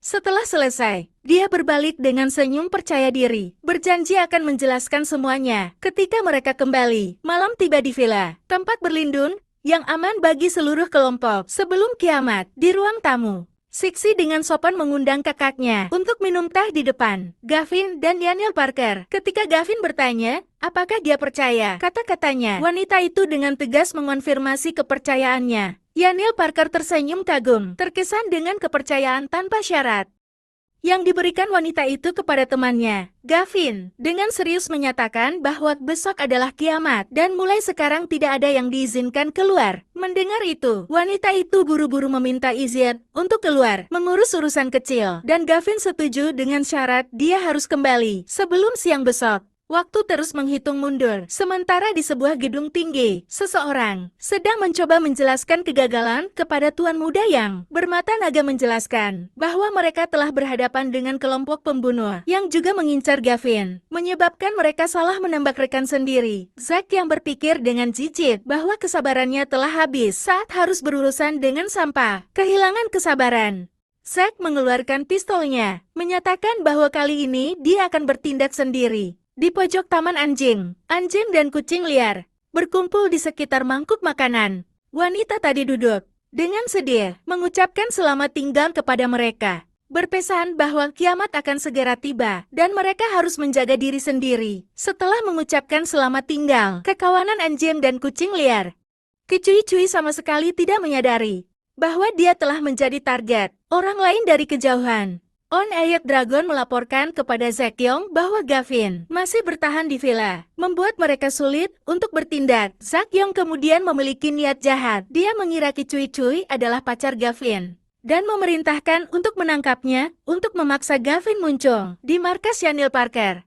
Menerima panggilan telepon dan berteriak ketakutan, ia bergegas berlari menemui Gavin dan bilang ada yang menculik Kicui. Menuntut Gavin untuk datang menemuinya sendirian. Tatapan Gavin menjadi dingin. Dia berpikir dalam hati bahwa Zakyong benar-benar mencari mati dan tidak akan memiliki kesempatan untuk bertahan hidup hingga hari kiamat. Di sebuah gang sepi, konfrontasi telah diatur. Gavin masuk sendirian menghadapi Zakyong bersama para anak buahnya yang menahan Kicui-cui dijek olehnya karena kebodohannya. Berani datang tanpa ragu sedikit pun. Gavin dengan suara berat menuntut mereka untuk melepaskan Kicui-cui. Dua anak buah itu segera mendorong gadis itu. Kicui-cui dengan senang hati memanggil Gavin dan berlari ke arahnya. Namun saat itu juga, Zakyong menyeringai sinis. Dengan dingin, mengeluarkan pistol dan menarik pelatuknya. Kicui-cui menoleh dengan ekspresi sangat ketakutan. Mendengar suara tembakan yang memekakan telinga. Dalam sekejap, Gavin menerjang dan menariknya jatuh. Peluru melesat tipis melewatinya. Zakyong tertegun. Tidak bisa mempercayai matanya bahwa Gavin telah menghindari tembakan yang luar biasa. Gavin membantu Kicui-cui berdiri. Dia masih gemetar, mendesaknya untuk segera melarikan diri karena mereka memiliki senjata. Dia tersenyum menenangkannya agar tidak takut karena sisanya biarkan dia yang menyelesaikannya. Gavin berdiri tegak, tatapan tajamnya menatap lurus ke arah Zakyong, menyatakan bahwa dia akan mati lebih cepat dari yang diperkirakan. Zakyong dengan marah memerintahkan anak buahnya untuk menyiksa Gavin habis-habisan, tapi tak bisa membiarkannya mati terlalu mudah. Seorang anak buah berotot melangkah maju dengan percaya diri, meyakinkan Zakyong bahwa dia akan mengurus Gavin. Namun hanya dalam sekejap, Gavin mencengkeram wajah preman itu dengan dingin. Bertanya, apakah dia datang ke sini sebelum membantingnya ke tanah. Anak buah itu langsung tumbang di tempat kepalanya, menancap lurus ke dinding bata, membuat dua orang lainnya ketakutan melihat kekuatan Gavin yang luar biasa. On-Ayat Dragon menggeram, memerintahkan dua orang lagi untuk menyerang dengan pisau. Gavin dengan tenang menghindari tusukan pisau mematikan dari salah satu orang. Ia dengan mudah menghentikan pergelangan tangan penyerang itu sepenuhnya, menetralkan ancaman. Segera setelah itu, Gavin merebut pisau itu dan menusukkannya kembali ke perut musuh, membuatnya berteriak kesakitan. Dengan gerakan cepat, ia gunakan pisau itu untuk memotong kaki dua orang lainnya, membuat mereka tersungkur. Menyaksikan pemandangan itu, Kicui-cui hanya bisa tertegun. Tidak percaya bahwa Gavin sekuat itu. Zakyong juga terdiam. Tidak mengerti mengapa Gavin memiliki keterampilan seperti itu. Tapi satu naga bermata buru-buru meyakinkan bahwa mereka masih memiliki senjata. Pembunuh bermata satu itu mengangkat pistolnya, menantang Gavin untuk mencoba menghindari peluru. Sebuah tembakan terdengar, tetapi yang terkena peluru adalah On-Ayat Dragon. Dia terkejut melihat luka di dadanya. Gavin tersenyum mematikan. Laras senapan di tangannya masih berasap, mengakui bahwa dia juga memiliki senjata. Zakyong ngeri melihat tubuh One naga bermata itu jatuh ke tanah. Wajah Kicui pucat pasi tergagap. Menyadari bahwa Gavin baru saja membunuh seseorang. Terlalu takut, Zakyong berbalik dan lari terbirit-birit. Namun satu tembakan lagi terdengar, menancap lurus ke kakinya, membuatnya tersungkur. Gavin dengan santai mendekat, menatap orang yang tergeletak di tanah dan bertanya, apakah dia pikir bisa melarikan diri terpojok? Zakyong dengan panik memohon, mengingatkan Gavin bahwa dia adalah pewaris fase kelompok naga. Sebuah tembakan terdengar, peluru menancap lurus ke kakinya, membuat Zakyong tersungkur kesakitan. Gavin Clark dengan dingin menanggapi permohonannya. Laras pistolnya masih berasap terpojok. Zack panik mengakui kekalahan dan memohon Gavin untuk menyebutkan harga. Gavin menyeringai, menyebutkan angka yang tak terbayangkan. 100000000. Zack terdiam, matanya melotot, tidak bisa mempercayai apa yang baru saja didengarnya. Dia berteriak bahwa Gavin sedang bercanda, karena tidak ada yang bisa membayar jumlah uang itu. Gavin segera memberinya pelajaran, mengayunkan kaki dan menendang lurus ke wajah orang yang berani membantah itu. Dipukuli habis-habisan. Zack hanya bisa berteriak dan menangis memohon ampunan dengan sia-sia. Namun Gavin tidak berhenti. Dia menyatakan akan menghabisinya hari ini juga. Tepat saat itu, suara siren polisi terdengar.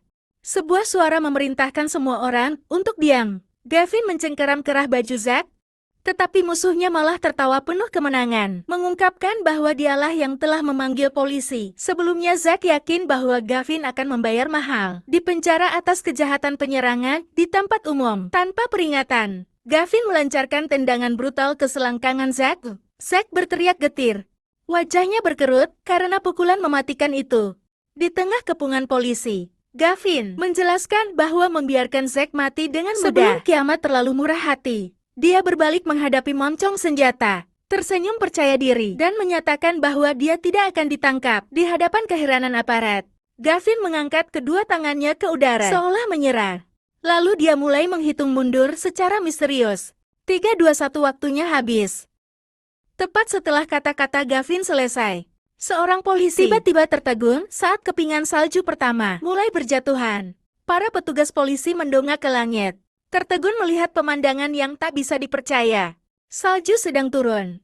Di tengah kebingungan yang meluas tentang fenomena salju di tengah musim panas, Gavin Clark hanya diam mengamati awal mula hari kiamat. Kepingan salju yang tidak biasa dengan cepat menyelimuti seluruh kota, mengubah pemandangan perkotaan yang familiar menjadi pertanda kematian. Suhu tiba-tiba turun drastis, memaksa para petugas polisi meringkuk melawan dingin yang menusuk tulang seperti serangan fisik.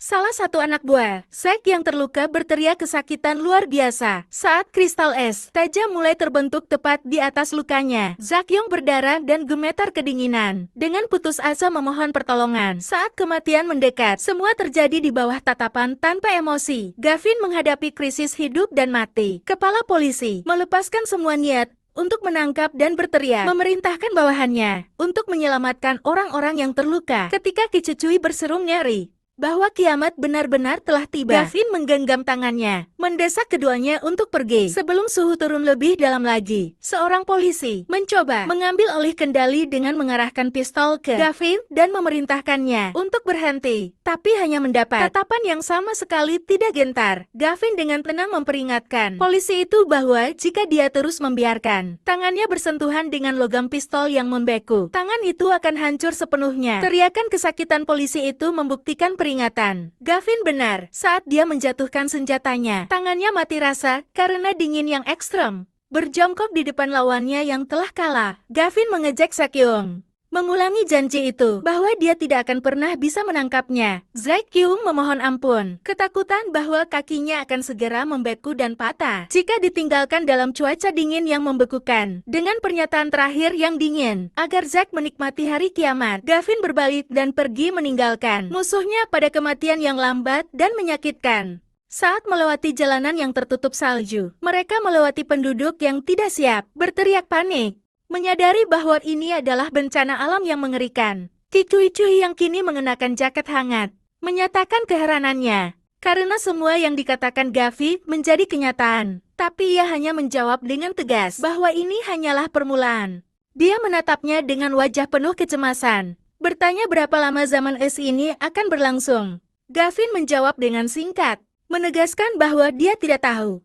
Namun dalam benaknya, dia mengingat kembali kebenaran mengerikan dari kehidupan sebelumnya. Pada saat dia meninggal, kiamat es telah berlangsung selama setahun penuh, tanpa tanda-tanda akan berakhir. Di tengah kekacauan, saat semua orang berebut pakaian hangat untuk bertahan hidup, Gavin dan Kicuicui hanya diam-diam mengamati keruntuhan pertama. Tatanan sosial. Kisiapa ngeri, menyadari tatanan sosial sedang runtuh. Tapi Gavin tahu kebenaran yang lebih kelam. Kemanusiaanlah yang akan menghilang. Segera setelah itu, dua orang asing bersenjatakan pisau menghadang jalan. Dengan sombong, meminta Gavin dan Kicuicui untuk melepaskan pakaian hangat mereka. Gavin tak takut. Matanya sedingin es, memperingatkan bahwa mereka sedang mencari kematian. Marah oleh kesombongannya, kedua preman itu menyerbu secara bersamaan, memutuskan untuk menggunakan pisau untuk memberinya pelajaran.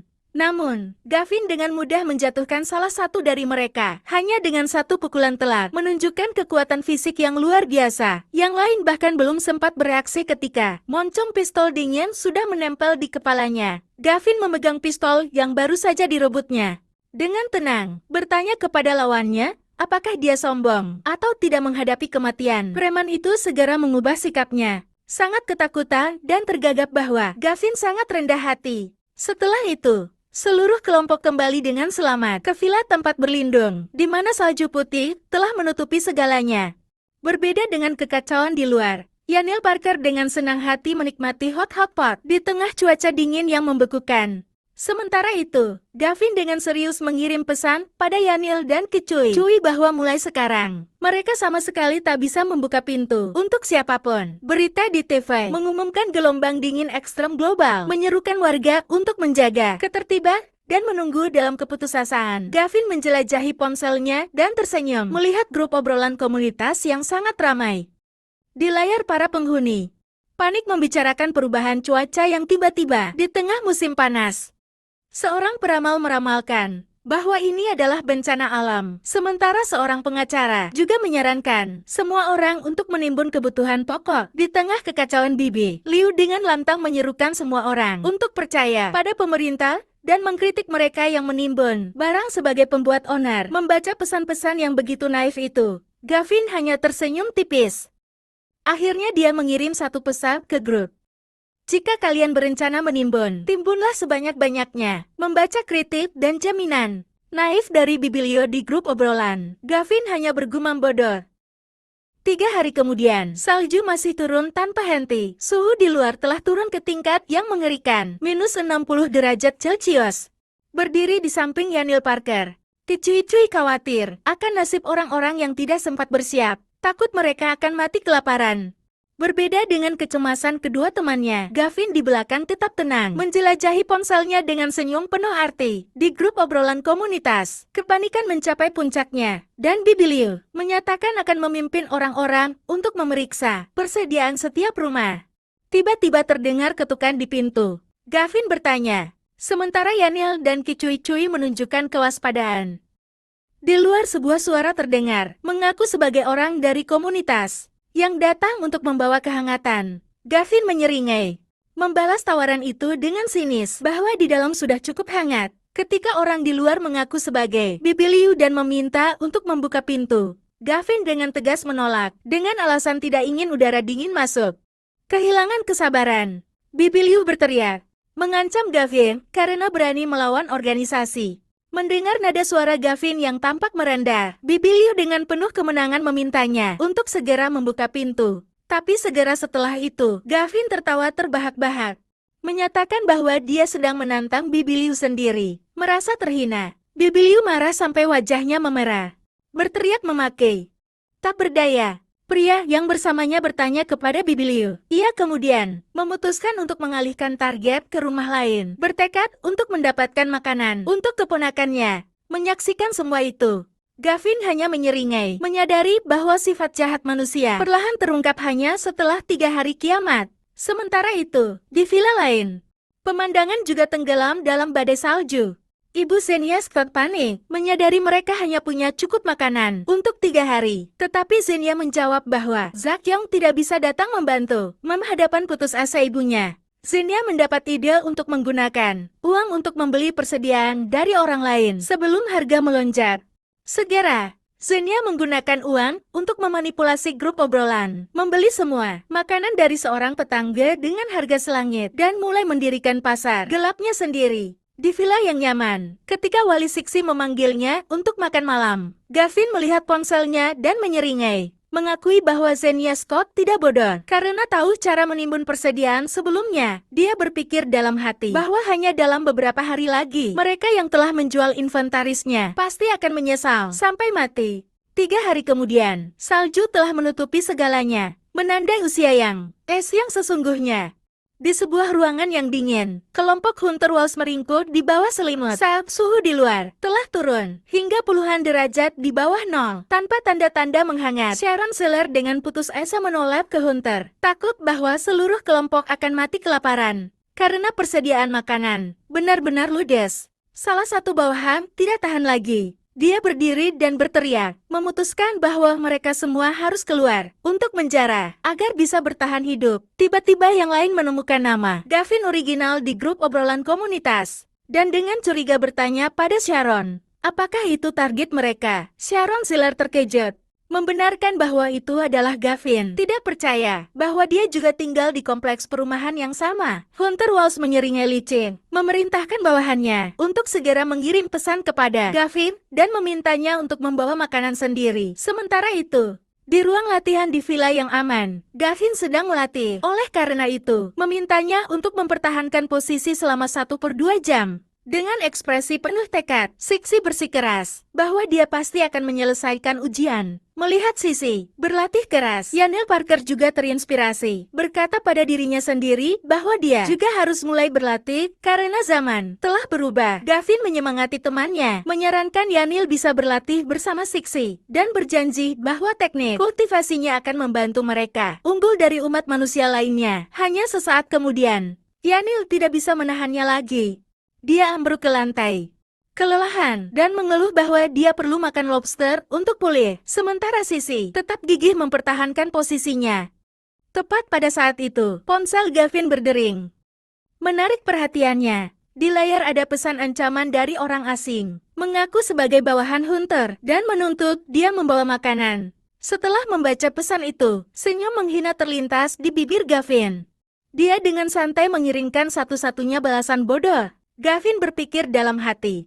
Sepertinya garis waktu telah berubah karena di kehidupan sebelumnya, Hunter Walls dan komplotannya tidak tinggal di permukiman ini. Di villa lain, seseorang sedang tidak sabar menunggu pesan dari Gavin.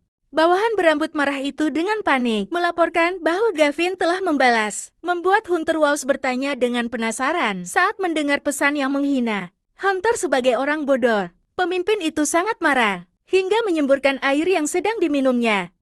Bawahan lain dengan marah berdiri menggeram, menyerukan teman-temannya untuk membawa senjata dan membereskan Gavin. Di luar angin salju masih menderu tanpa henti, melewati atap-atap rumah mewah. Sementara itu, Ibu Xenia khawatir karena kulkas hampir nol. Tetapi Xenia dengan santai meyakinkan bahwa Zakyong akan segera datang dan bahkan ingin membunuh Gavin. Tiba-tiba ia teringat sesuatu yang penting dan bertanya kepada putrinya tentang Gavin yang telah menimbun persediaan dalam jumlah besar sebelum kiamat. Xenia mengonfirmasi ingatannya, mengingat puluhan truk besar yang terus-menerus mengangkut barang. Kepadanya sang ibu terkejut, berhipotesis apakah Gavin tahu tentang bencana itu sebelumnya. Tetapi Xenia segera menepisnya, menganggap orang yang gila seperti dia tidak mungkin tahu. Dengan ekspresi penuh perhitungan, Ibu Xenia menyarankan bahwa jika Zack tidak segera datang, mereka tidak bisa menyia-nyiakan persiapan Gavin. Xenia tersenyum percaya diri dan licin, bersikeras bahwa dia tahu cara membuat si tergila-gila itu menyerahkan persediaan ke pintu mereka sendiri. Tidak lama kemudian, 4 bawahan Hunter dengan senjata di tangan telah tiba di depan pintu villa. Gavin di dalam. Yanil tukang parkir menemukan orang-orang asing itu melalui layar keamanan dan dengan panik membunyikan alarm. Akan memberikan sebaliknya. Tetap tenang tersenyum, meyakinkan temannya bahwa itu hanya kelompok Hunter, dipimpin oleh Hunter Walls. Mereka semua dengan agresif menggedor pintu, menggera menuntut Gavin keluar. Gavin berdiri bersedekap di depan pintu, dengan nada menantang, terus terang mengusir mereka. Penolakan itu membuat Hunter marah. Dia berteriak mengancam akan mendobrak pintu dan membuat Gavin menyesal karena tidak berlutut memohon. Gavin hanya menyeringai, memegang remote control, dan menyatakan akan membersihkan mulut kotor lawannya. Gavin mengaktifkan sistem pertahanan, menyiramkan aliran air dingin, membeku ke kerumunan Hunter Walls yang berdiri di depan pintu, basah kuyup dalam cuaca beku. Seluruh kelompok menggigil hebat. Salah satu dari mereka berteriak menuntut untuk mendobrak pintu, sementara yang lain mengeluh bahwa dia sudah kaku karena kedinginan. Tidak tahan dengan dingin, Hunter dan komplotannya terpaksa mundur, menjatuhkan senjata di tanah yang membeku, dan berteriak, mengancam akan kembali untuk membalas dendam sementara. Itu Yanil Parker tertawa terbahak-bahak, menyaksikan pemandangan menyedihkan mereka melalui layar keamanan, berharap mereka akan mati kedinginan. Gavin dengan tenang mengumumkan bahwa sudah 7 hari sejak kiamat dimulai, dan malam ini mereka akan keluar membuat Yanil terkejut. Bertanya alasannya. Dengan senyum penuh arti, Gavin mengungkapkan tujuannya. Sudah waktunya hujan meteor berikutnya muncul. Tepat pada saat itu, ponselnya berbunyi notifikasi. Sementara Yanil bersemangat karena tidak ingin melewatkan peristiwa astronomi ini. Namun Gavin menunjukkan ekspresi jijik saat melihat pengirim pesan adalah Xenia Scott. Bertanya-tanya mengapa dia menghubunginya. Di layar ada dua pesan dari Xenia, menanyakan apakah dia ada di sana, dan menyatakan ingin berbicara. Benar-benar mengabaikan. Gavin melemparkan ponsel itu kepada Yanil. Bergumam memaki wanita itu bodoh. Di villa mewah lainnya, Ibu Xenia bertanya kepada putrinya, apakah Gavin sudah membalas? Xenia dengan percaya diri meyakinkan ibunya bahwa karena dia yang mengambil inisiatif, Gavin pasti akan senang dan segera membalas. Namun 1/2 jam berlalu. Ponsel di tangan Xenia tetap diam dengan mengkhawatirkan. Kepercayaan dirinya dengan cepat berubah menjadi kemarahan. Dia menggigit kukunya dan tidak percaya bahwa Gavin berani mengabaikannya. Pada saat yang sama, di tempat penampungan sementara, pemburu Walsh berteriak kedinginan dan meminta bawahannya untuk membuat api lebih besar. Dia dan komplotannya meringkuk di bawah selimut tebal, mengeluh bahwa mereka hampir mati. Kedinginan di tengah cuaca ekstrem di luar. Dengan tatapan dendam, Hunter menggetarkan gigi, bersumpah bahwa lain kali dia akan mempersiapkan diri dengan matang untuk mendobrak pintu, menelanjangi Gavin, dan melemparkannya ke salju hingga mati. 2 jam kemudian Ibu Xenia kembali bertanya dengan tidak sabar, dan hanya menerima jawaban tidak yang penuh kekesalan dari putrinya. Dia mencoba membenarkan bahwa itu karena harga diri pria, tetapi Xenia sudah punya rencana baru. Memutuskan untuk mengirim pesan suara, karena percaya bahwa suaranya akan membuat Gavin tidak bisa menolak. Dengan senyum percaya diri, Xenia Scott mengirim pesan suara, berpura-pura peduli dengan situasi Gavin. Ponsel Gavin menampilkan notifikasi pesan suara yang baru saja diterimanya dari wanita itu. Melihat layar, Gavin menyeringai, berpikir dalam hati bahwa karena dia bosan, dia akan mengikuti sandiwara Xenia. Dia mendekatkan ponselnya, mengirimkan balasan yang provokatif. Kenapa kangen ayahmu? Xenia dengan penuh kemenangan mengira Gavin masih tergila. Gila dan mudah diatur seperti dulu. Sementara ibunya, buru-buru, mendesak putrinya untuk menyuruhnya mengirim makanan. Ibu dan anak itu terdiam saat mendengar balasan Gavin yang penuh penghinaan. Terlalu marah dan malu, Xenia berteriak, lalu membanting ponselnya ke lantai. Sementara itu, grup obrolan permukiman sedang kacau karena kekurangan makanan, dan Bibi Liu mengambil kesempatan untuk mengumumkan bahwa dia akan mengumpulkan makanan dari semua orang. Gavin hanya menyeringai, tahu betul bahwa ini adalah konspirasi tak tahu malu untuk menipu tetangga. Yanil Parker melihat keluar jendela, mengingatkan Gavin bahwa hari sudah gelap gulita. Gavin kemudian menyatakan sudah waktunya meminta Yanil kecil cuy Sisu dan wali gadis itu untuk mengenakan pakaian hangat, agar bisa keluar bersama. Dia bertekad untuk menemukan meteor yang akan jatuh di permukiman, dan percaya bahwa semakin banyak orang, semakin tinggi kemungkinan keberhasilannya. Untuk pertama kalinya sejak kiamat dimulai, seluruh kelompok melangkah keluar ke salju dan Yanil tidak bisa menahan diri untuk tidak menggigil karena dingin yang menusuk tulang. Gavin berpesan kepada semua orang untuk memperhatikan karena malam ini akan ada 2 meteorit jatuh dan mereka harus memanfaatkan kesempatan ini. Tiba-tiba dia melihat Bibi Liu bersama 2 pria lainnya sedang menggunakan pengeras suara untuk menyerukan kepada semua orang agar menyumbangkan persediaan. Dia berteriak, mengungkapkan tujuan sebenarnya, yaitu mencari makanan untuk cucunya yang hampir mati kelaparan. Yanil merasa jijik dengan ketidakmaluan Bibi Liu. Sementara Gavin hanya mengamati dalam diam. Salah satu orang yang bersama Bibi Liu tiba-tiba melihat kelompok Gavin dan buru-buru menunjuk. Tahu Gavin, Bibi Liu tersenyum jahat senang karena akhirnya berhasil menangkap orang keras kepala yang tidak mau membuka pintu sebelumnya.